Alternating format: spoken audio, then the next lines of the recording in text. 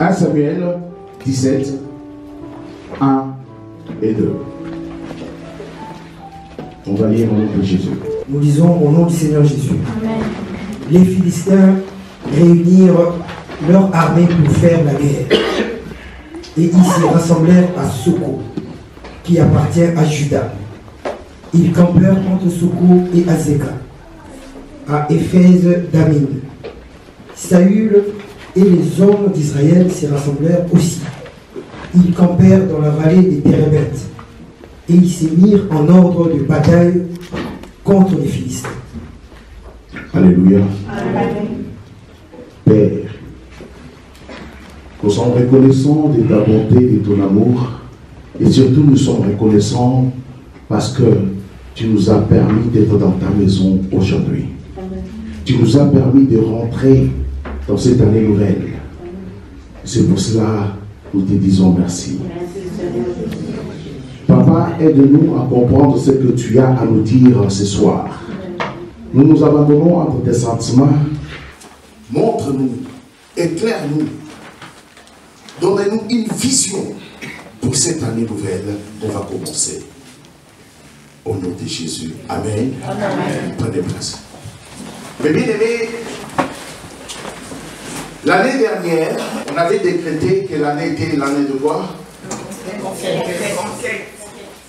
Amen. Vous savez, quand on parle de conquête, il est important de comprendre tout d'abord ces mots. Conquête, cela veut dire gagner quelque chose sans rendre maître. Tu gagnes quelque chose qui ne t'appartenait pas. Quelqu'un d'autre jouissait de cette chose. Et toi, tu gagnes la chose et tu deviens maître. Amen. Une maison qui ne t'appartenait pas, tu rentres dans cette maison-là. Maintenant, c'est toi qui diriges cette maison. Tu deviens maître. C'est ça, la conquête. Un pays, tu envahis le pays, tu le prends. Quand on fait conquête, ce n'est pas tu viens, donne-moi ta maison. Non. Tu viens prendre par force. Et les gens qui étaient là, ils vont se soumettre et te reconnaître que tu es le seul et unique maître du lieu. Amen. Mon bien-aimé, cette année qui commence, l'Esprit m'a donné, m'a parlé en disant que c'est une année de foi et des conquêtes. Une année, tu peux répéter, l'année de foi et des conquêtes. Je vais te dire, mon bien-aimé, tu es une fille ou un fils de Dieu. Amen. Tu ne peux pas conquérir sans la foi. Amen. Même si tu as une parole prophétique, il faut que tu actives ta foi pour que Dieu agisse en toi, pour te donner tout ce qui est nécessaire pour que tu ailles conquérir. Amen. Amen. Alléluia. Amen. La parole qu'on venait dire tout à l'heure, si vous l'avez comprise, il nous parle des Philistins.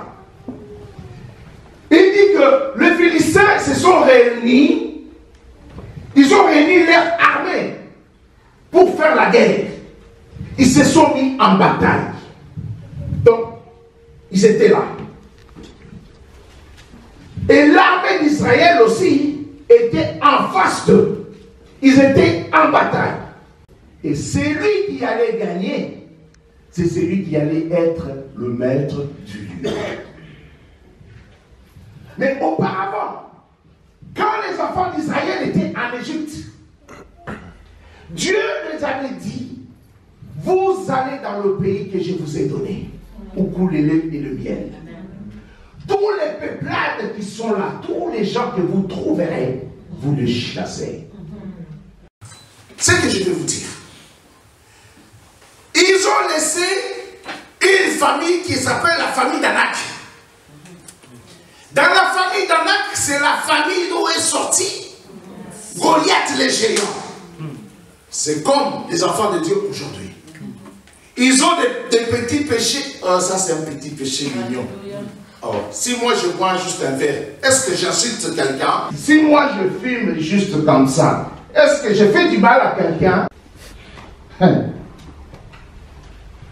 Les petits péchés grandissent. Les petits péchés, c'est le péché qui va te faire tomber un jour. Au fur et à mesure, Goliath, ils étaient des petits, il est devenu un géant. Et c'est ce géant-là qui arrive d'utiliser maintenant. Le petit péché que tu caresses, les petits péchés mignons, que tu dis, ah, ils exagèrent aussi. Est-ce que si je m'habille comme ça, est-ce que juste l'épaule comme ça, est-ce que j'ai fait un péché? La parole de Dieu dit, si tu penses, c'est comme si tu as déjà fait. Quand il y a un garçon qui regarde comme ça, mais il commet un péché parce qu'il pense des choses sur toi. C'est déjà un péché. Donc on doit faire très attention avec des petits péchés mignons. Ce sont des péchés qui vont te faire tomber un jour. Amen. Et les enfants d'Israël maintenant, ils étaient là. Et Goliath, il vient, il dit non, non, on ne va pas se battre. Vous cherchez dans votre groupe un homme. Et moi aussi, on va se battre. Et c'est lui qui va gagner. Et les autres vont s'assujettir. Vous savez quoi? Les enfants d'Israël, ils ont écouté. Ils ont écouté qui? Quelqu'un incirconcis qui leur parle. Et ils ont écouté. Et ils sont en train d'exécuter. Est-ce que c'est normal? Non. Mais on ne doit pas. Quand quelqu'un vient te dire, quand quelqu'un vient te donner des conseils, mais il faut voir. Un païen, il va te donner des conseils. Il faut, quand il te dit quelque chose, tu dis, est-ce que par rapport à la parole de Dieu, est-ce que c'est exact ou pas? Mais des fois, les chrétiens, ils écoutent n'importe comment. Parce que c'est membre de ta famille. Oui, mais c'est qu'il y a comme conseil là. Est-ce que par rapport à la parole de Dieu, c'est exact ou pas? Si ça ne correspond pas à la parole de Dieu, on rejette tout de suite au nom de Jésus. On ne doit pas écouter. Mais les enfants d'Israël ont écouté la parole de Goliath. Et la parole même d'un démon. Et vous savez quoi? Dieu est Dieu. Dieu n'abandonne pas ses enfants. Amen. Il a suscité un jeune homme, David. Le papa de David, il dit non, va voir tes frères, là où ils sont en train de se battre, qu'est-ce qui se passe là-bas? Il ramène la nourriture. Il regarde devant un géant qui est en train d'insulter les enfants de Dieu. Mais il a été révolté. Il dit, mais qu'est-ce qui se passe? Avant qu'il dise, je vais te dire une chose, mon bien-aimé. La vie d'un chrétien, c'est un ordre de bataille. Le jour où tu as décidé de suivre Christ, donc tu étais dans le cas de l'ennemi. L'ennemi, pour lui, qu'est-ce qu'il a dit? Tu l'as trahi. Parce que tu as changé de camp. Comme tu l'as trahi, c'est là où il te guette. La Bible nous a jamais dit, du moment où tu deviens chrétien, ta vie est cool et tranquille. Si ta vie est cool et tranquille, pose-toi la question si tu es sur le bon chemin. Pose-toi la question. Moi, je connais des chrétiens où dans leur maison, c'est marqué silence. Ces chrétiens-là, ils boivent. Ils dansent n'importe quoi. Ils vont n'importe où. Du moment où ils viennent, même ils savent que le jour où ils vont mourir, les gens vont prier pour eux, pour leur âme aille au ciel. C'est qu'ils oublient.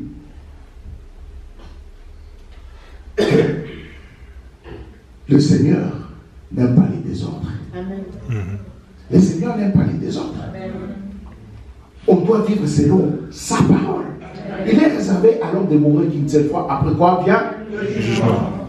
Mais, donc chez eux, tu peux faire n'importe quel désordre. Les jours où tu mourras, ils vont appeler quelques personnes, ils vont prier pour toi et ton âme ira au ciel. Vous savez, mes bien-aimés, les jours où tu t'es décidé de devenir chrétien, l'ennemi te guette. Il te guette pourquoi? Parce qu'il sait que quand tu pries, tu envoies des missiles dans son camp. C'est pour cela qu'il s'élève. Il s'élève pourquoi? En opposition, il va essayer de détruire ta vie.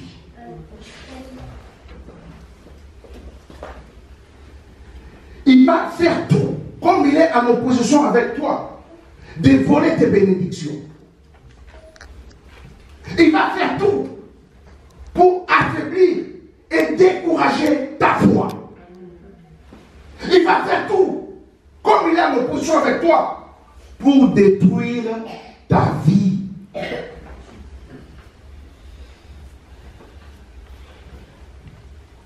Vous savez, il va créer des situations, il va créer des problèmes pour que tu ne sois pas à l'aise. Mais ce que je vais te dire, Dieu est fidèle. Amen. Amen. Et les enfants d'Israël, si nous rentrons dans l'histoire, mais il y avait Goliath. La Bible nous dit que Goliath venait pendant 40 jours. 40 jours, nuit, jour et nuit, pour leur parler des sottises, pour leur défier. Vous savez, les enfants d'Israël, ils avaient une histoire. Leur père leur avait raconté comment est-ce qu'ils sont sortis en Égypte. Comment est-ce que la mer s'est ouverte en deux. Ils ont passé par le Jourdain. Le Jéricho est tombé tout seul. Ils ont mangé la manne du ciel. Ils ont vu des miracles. Ils ont vécu des miracles. Mais ils ont tout oublié. Pourquoi? Parce qu'il y avait un géant devant eux. La Bible nous dit, on ne doit pas marcher par la vue. Mais c'est par la foi. Amen. Ils ont tout oublié. Ils ont vu le Goliath qui était devant eux. Ils avaient peur. Quel que soit le problème que tu as, quelle que soit la nature de problème que tu as, mon bien-aimé, ne regarde pas la hauteur du problème. Mais c'est que moi je te conseille de regarder à celui qui a le pouvoir d'appeler à l'existence ce qui n'existe pas. Amen. Merci Jésus. Amen. Quand on a un problème, il y a 3 situations qui se passent. 1. Tu fais l'autruche. Il y a un problème. Tu fais semblant. Alléluia. 2. Où tu acceptes la situation. C'est un géant, il va juste m'écraser. Dans ma famille, on est toujours comme ça. Tu Tu acceptes la situation. Ou toi, tu te dis non. C'est un incirconcis. Je dois me lever. Je dois me lever. Je dois me lever. Je dois me battre. Maintenant, la question que je te pose, mon bien-aimé, devant la situation que tu es en train de vivre, qu'est-ce que tu as choisi? De faire l'autruche? De faire non, tout va bien et tout. Ou d'accepter la situation où tu veux t'élever pour te battre. C'est pour cela cette année, c'est l'année de la foi. On va activer la foi pour aller conquérir, pour aller chercher tout ce qui est à nous.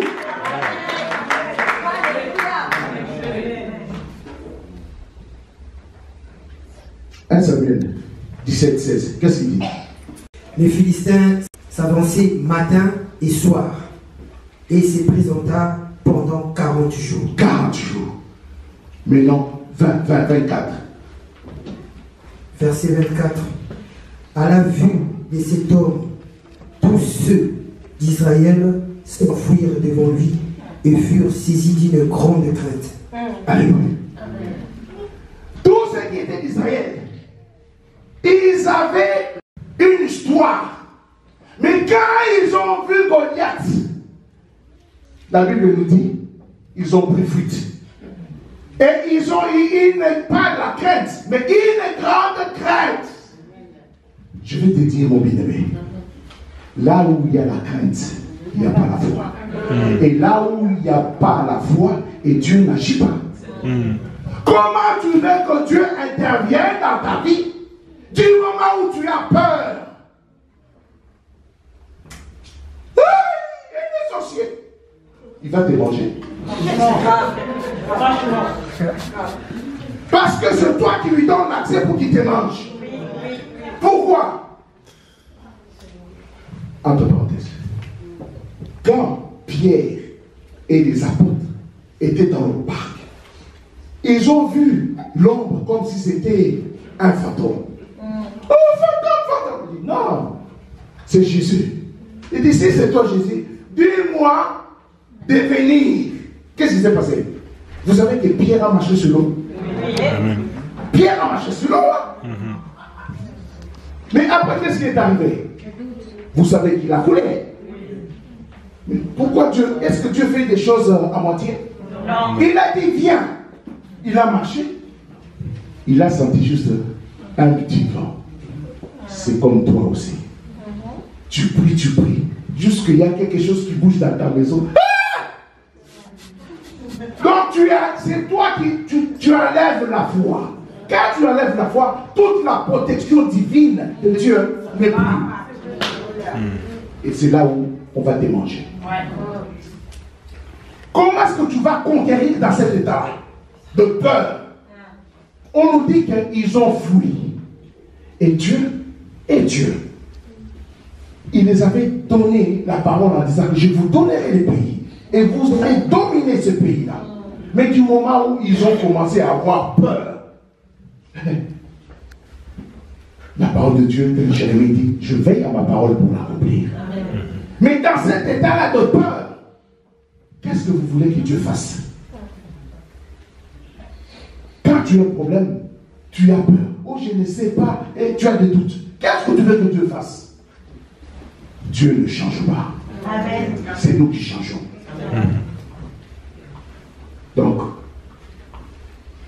à la vue de cet homme, parce qu'ils ont vu la grandeur de cet homme, toi aussi tu regardes la grandeur de ton problème. Ah, mais j'ai regardé sur Internet, à cette maladie-là, on ne la guérit pas. Tu es en train de quoi? De proclamer déjà le négatif et Dieu ne fera rien du tout pour toi, mon bien-aimé. Donc tu ne peux pas prendre les armes pour aller conquérir ta maladie. Ce n'est même pas ta maladie, la maladie du diable. Quand ils disent que non, il ne peut pas guérir, mais mon Dieu, est Dieu. Amen. Il fait des miracles.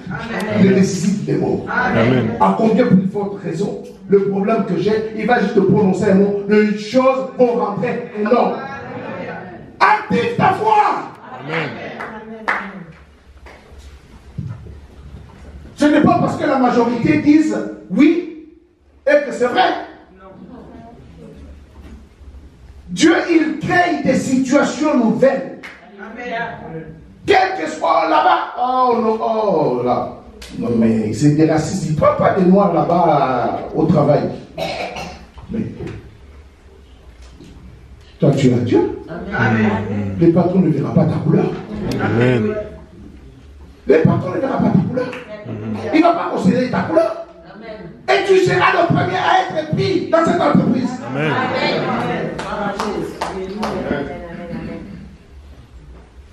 On ne doit pas se réduire. On doit activer notre foi. Amen. Une ferme assurance. Des choses qu'on espère. Il faut espérer. Et une démonstration de ça qu'on ne voit pas. Tu ne l'as pas vu, mais tu le crois que tu l'as. Amen. Comment tu vas conquérir? Tu n'as pas la foi. C'est la base principale pour conquérir. Même les armes dans Éphésiens 6. Il faut aussi, nous avons tous ces armes par la foi. C'est par la foi. Nos armes sont charnelles, elles sont spirituelles pour avancer les forteresses. Amen. C'est ce que les enfants d'Israël, ils avaient oublié. Donc, ils ont fui. David dit à Saül que personne ne se décourage à cause de ces Philistins. Que personne ne se décourage à cause de ces Philistins. Continue. Ton serviteur ira se battre avec lui. Il dit, quand il a vu que tous, ils avaient peur, ils tremblaient. Il dit, ton serviteur, il va aller se battre. Qu'est-ce qu'il lui a dit? Saül dit à David, écoutez-moi ça. Tu ne peux pas aller te battre avec ces Philistins, car tu es... Il a dit que moi je vais aller me battre. Et lui, il vient. Il ne faut pas écouter n'importe quoi. Il vient, il dit, non, tu ne peux pas aller te battre. Pourquoi? Car tu es un enfant. Il le minimise. Car tu es un enfant. Mais ce qu'il oublie, il était un enfant en âge. Mais il avait un esprit supérieur. Amen. Continue. Et il est un homme de guerre dès sa naissance. Il dit, il est un homme de guerre. Pitié, ne parle pas. Continue. David dit à Saül, écoute-moi bien. David dit à Saül, Saül, écoute-moi bien ce que je vais te dire. Ton serviteur faisait paître les brebis de son père. Quand on me négligeait par ma famille, moi j'étais le petit berger. J'étais dans le secret avec Dieu. Écoute-moi ce qui s'est passé. Et quand un lion ou un ours venait enlever une de troupeaux, quand un lion, vous comprenez?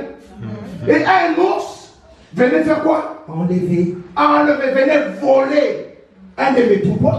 Qu'est-ce qui s'est passé? Je courais après lui.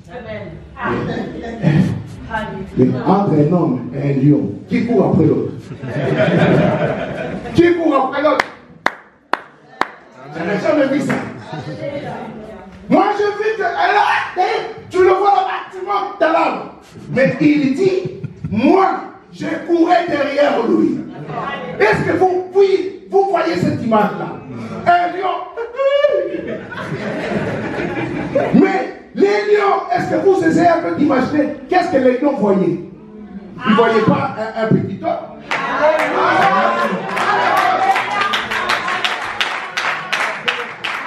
Les lions voyaient les grands lions des bébés de Juda.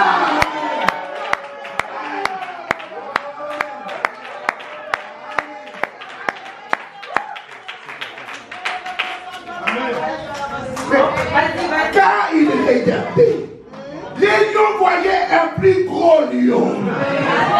C'est pour cela, plusieurs fois je me suis posé la question, Seigneur, comment est-ce que cette image-là? Le Seigneur m'a dit, toi, depuis là, tu n'as pas encore compris. Il est le lion des tribus de Juda.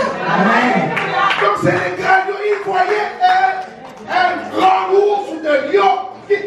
cela, il priait. Et qu'est-ce qui s'est passé? Je le frappais et j'ai arraché la Je l'ai frappé de sa gueule. et j'ai arraché. Donc, il faut, quand tu as la foi, tu dois arracher. Pour conquérir, il faut arracher. Arracher, cela veut dire prendre avec force. Amen. Continue. J'ai arraché la brebis de sa gueule. S'il s'est dressé contre moi, je le saisissais par la gorge. Je le frappais et je l'ai tué. Ah, quelqu'un n'a pas compris. Quelqu'un n'a pas compris. Quelqu'un n'a pas compris. Il dit ceci. J'ai couru derrière. Je prenais ce qui m'appartenait. Alors, s'il résistait, il voulait m'attaquer. C'est là où moi je l'ai. Viens. S'il essaie de m'attaquer, attaque-moi. Il faisait ça. Ah, va par terre.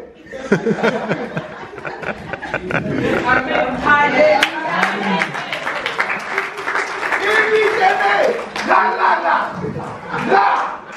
Hein? Là. Et il disait, pour toi aujourd'hui, c'est fini.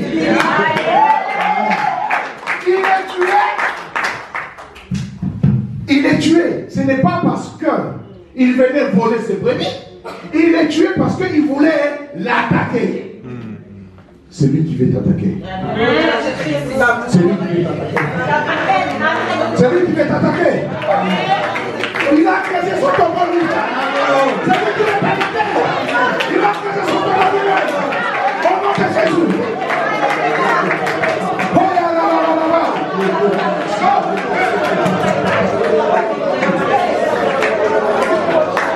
Alléluia. Là, il nous a montré. Là, il lui parlait. Il lui parlait à qui? À Saül. Il lui expliquait. Ah bon, c'est comme ça. Bon, si c'est comme ça, je te donne des armures, tu vas aller te battre. Il lui a donné des armures. Vous connaissez les armures là. Il met. Quand on met des armures, on a la foi pour s'armure. Donc ça va me protéger. Quand il a essayé, comme il avait l'esprit supérieur, il dit ce n'est pas tes choses. Débarrasse-toi de ça. Il s'est débarrassé. Oh, ah bon? Moi je vais aller maintenant voir ces Philistins. Il est allé voir ces Philistins. Je vous passe dessus, vous allez lire tout à la maison. Mais, ce que nous allons lire maintenant, il va se battre devant ces Philistins. 46. Écoutez-moi bien. Verset 46. Aujourd'hui, l'Éternel te livrera entre mes mains. Wow! Il dit aux géants. Alléluia.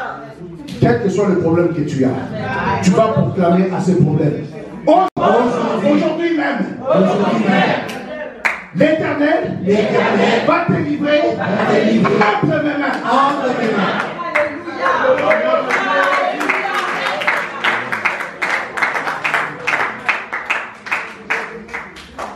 Parle à ton problème. Parle à ta situation. Qui aujourd'hui même, cette nuit, que le Seigneur est en train de te livrer entre mes mains. Amen. Le Seigneur est en train de livrer maintenant.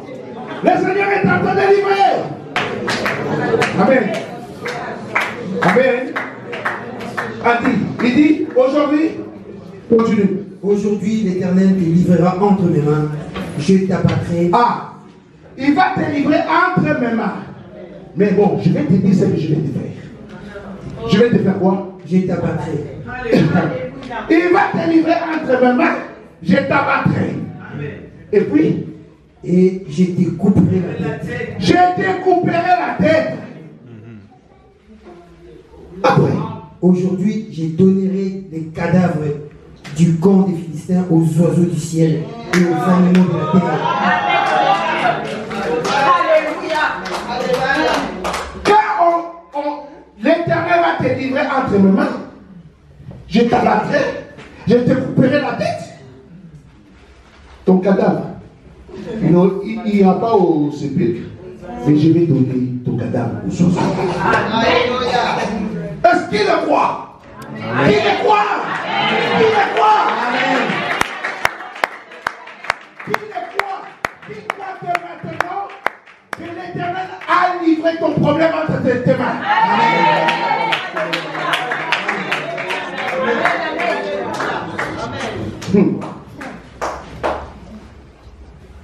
Par la lance, que l'Éternel sauve. Ni par l'épée, ni par la lance.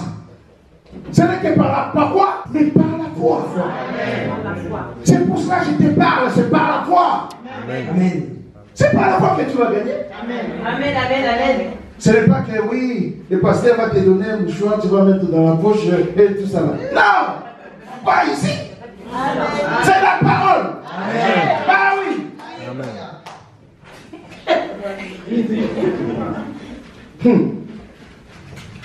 Continue.